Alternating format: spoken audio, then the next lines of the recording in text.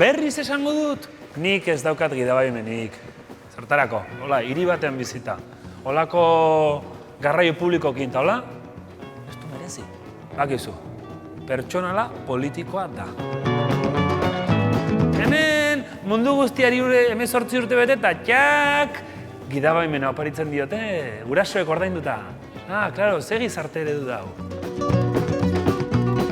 Oso, ez dakit, bizikleta bat, baratze bat, edo ordaindu izkiozu yoga klase batzuk, nik zer dakit. Gidabaimena, hori da lehentasuna.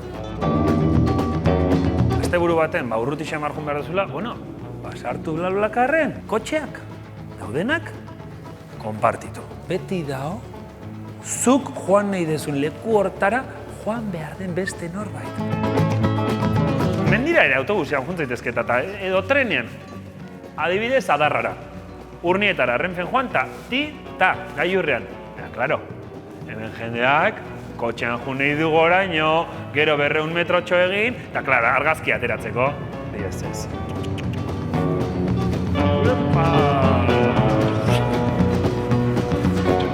Egia esan ni gehienetan, lagunekin joaten naiz, Ni gati baino gehiago, nik behaiengatik egiten de.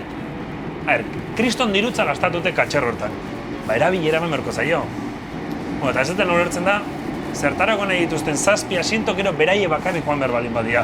Hoi ezin dut ulertu?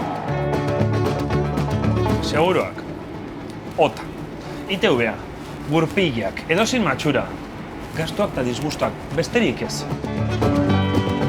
Gidabaimenik gabibilita, pertsona bat ibiltzen da beste pauso batean, ez dakit nola esan,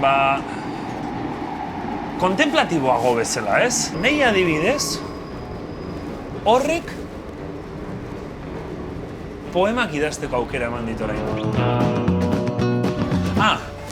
Badakizu Arkaitzkanok ez daukala gidabaimenik.